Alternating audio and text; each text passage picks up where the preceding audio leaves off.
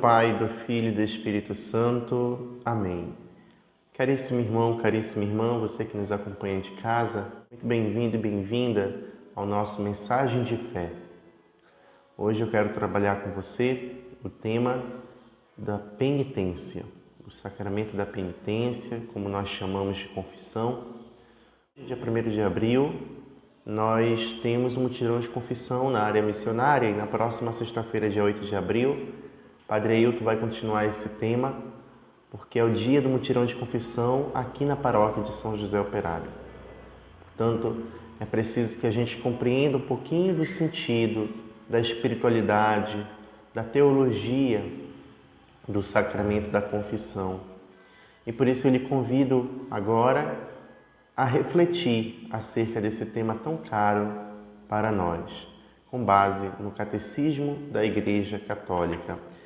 E o Catecismo da Igreja Católica, no parágrafo 1446, nos recorda que o sacramento do perdão foi instituído pelo próprio Cristo para todos os membros de sua Igreja, todos os membros pecadores de sua Igreja.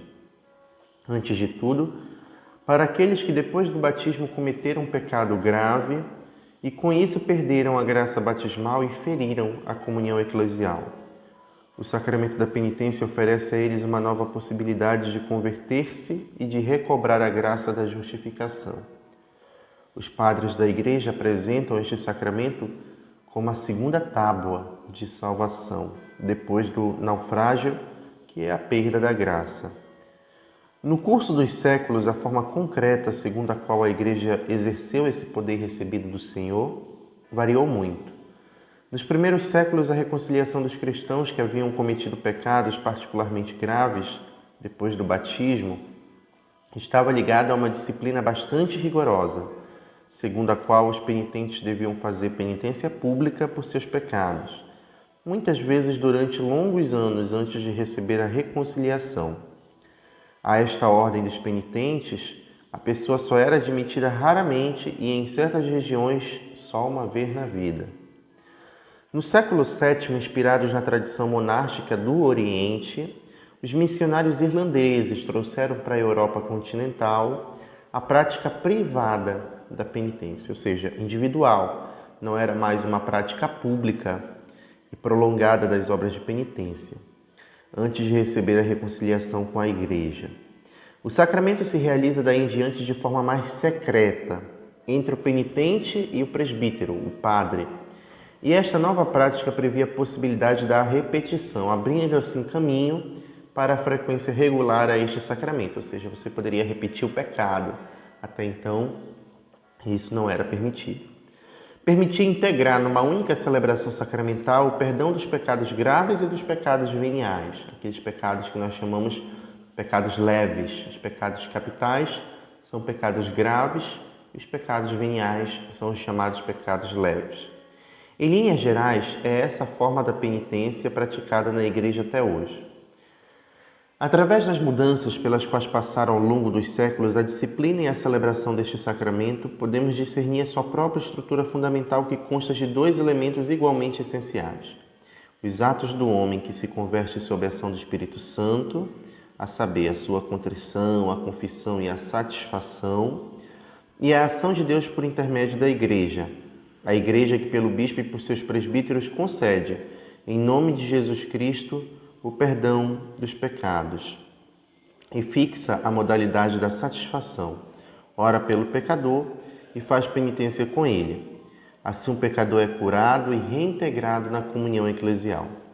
Para finalizar, a fórmula da absolvição em uso na Igreja Latina exprime os elementos essenciais deste sacramento. O Pai das Misericórdias é a fonte de todo o perdão. Ele opera a reconciliação dos pecadores pela Páscoa de seu Filho e pelo dom de seu Espírito por meio da oração e do ministério da Igreja.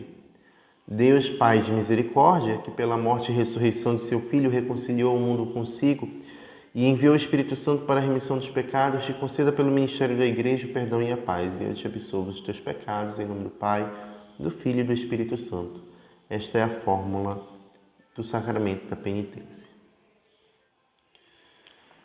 Caríssimo irmão, caríssima irmã, O sacramento da iniciação à vida cristã, o batismo, a Eucaristia e a Crisma, nos colocam em uma vida nova com Cristo. Todos nós somos restaurados do pecado original e assim começamos uma nova vida com Cristo. Entretanto, a nossa vida é uma fragilidade, nós a trazemos em vasos de barro. E por isso também, por vezes, caímos em pecado novamente. Saímos do pecado original, mas por vezes voltamos ao ato de pecado. Um ato grave que machuca Deus, que renega o seu amor por nós. E é por isso que é necessário que exista um sacramento da reconciliação que nos restaure as energias, restaure a força, que nos remodele, que nos renove diante do nosso compromisso de vida cristã. E é por isso que existem então os chamados sacramentos da cura. Os sacramentos da cura são exatamente com esse intuito de restaurar aquilo que é debilitado pela nossa fragilidade, pela fragilidade da nossa existência humana. Tanto o sacramento da penitência, que nos renova, que nos dá saúde do espírito, da alma, quanto o sacramento da unção dos enfermos, que nos dá a cura, a renovação do corpo. Por isso, o sacramento da penitência, ele tem esse caráter de cura. É o chamado sacramento de cura junto com a unção dos enfermos. O que eu acabei de ler a você nos remete a muitas coisas interessantes, mas principalmente ao dizer que no começo da igreja, a confissão ela era feita de forma mais pública diante de muitas pessoas e uma única vez. E é a partir dos irlandeses na Europa continental que começam a trazer essa prática para uma individualidade. Por isso, por mais que exista a celebração penitencial e por mais que exista também dentro de toda a Santa Missa o ato penitencial, o perdão dos pecados só nos vem de fato pela confissão sacramental, individualmente. Por isso, irmãos, nós devemos compreender que o ato penitencial da Santa Missa, ele não perdoa os nossos pecados como o sacramento da confissão. É necessário que você se confesse para poder receber o sacramento do perdão dos seus pecados. Continuando, nós podemos compreender que, como diz o texto que eu acabei de ler também, o sacramento da confissão ele é composto de dois grandes e belos momentos. Da parte do homem, a estrutura fundamental nos mostra que há a contrição, a confissão e a satisfação. A contrição. A confissão ela começa muito antes de você estar diante do Padre. Ela começa quando dentro do seu coração já há um sinal de arrependimento do seu pecado. Ou seja, você fica contrito, né? Você volta o seu olhar sobre os seus pecados e se arrepende. A contrição é sinônimo de arrependimento. E o arrependimento, claro, começa muito antes de você procurar o Padre na igreja. Então, a confissão, ela é exatamente esse dom de Deus que nos faz olhar a nossa vida de pecado e nos arrependermos. Por isso, a confissão ela começa na contrição. E essa contrição ela leva ao chamado exame de consciência. Você deve olhar para a sua vida e fazer o exame de consciência. Depois, a própria confissão em si. Você procura o sacerdote, você confessa, você oraliza, você fala a ele os seus pecados. Não é necessário contar muitas histórias, não é necessário muitas delongas, não é necessário você justificar o seu pecado, mas apresentar com um coração humilde e contrito os pecados que você cometeu com base no exame de consciência que você deve ter feito antes, olhando os 10 mandamentos, olhando os pecados capitais. Depois da confissão, então, vem a chamada satisfação.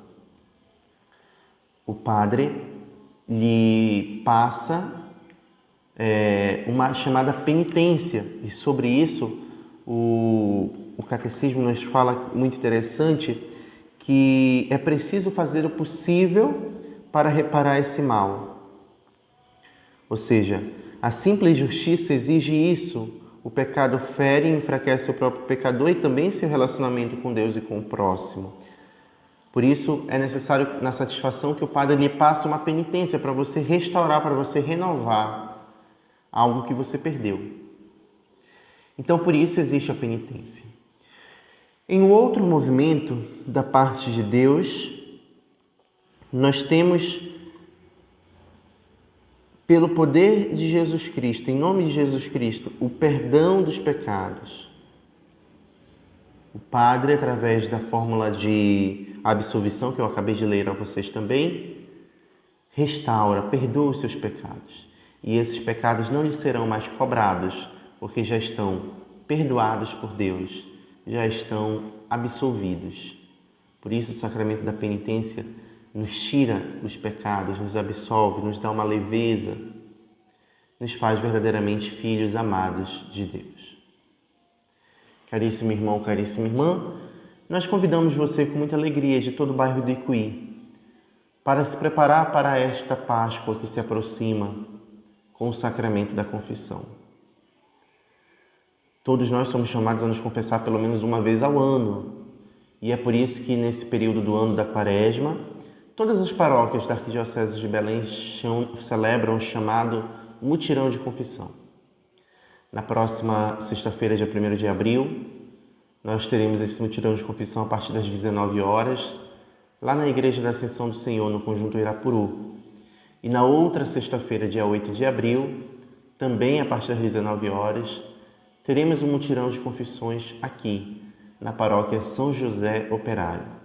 São duas oportunidades que você tem, duas chances que Deus te dá para você procurar a igreja, se arrepender dos seus pecados, fazer seu exame de consciência, confessar os seus pecados e sair absolvido deles.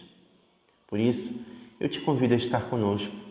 Venha se confessar, procure o sacerdote, procure o sacramento da confissão e faça e tenha uma boa Páscoa do Senhor.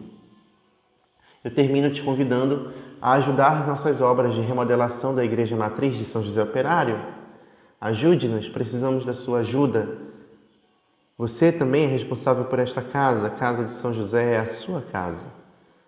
Ajude-nos, abrace essa causa, compre nossa rifa que estamos oferecendo com valores em dinheiro como prêmio e assim você estará ajudando a Casa de São José a ficar digna de uma casa do Pai de Jesus. Bonita, confortável para você que vem participar das nossas celebrações e, enfim, uma casa como Deus e todo o povo do Icuí sonhou. Deus abençoe você, uma boa semana e até a próxima.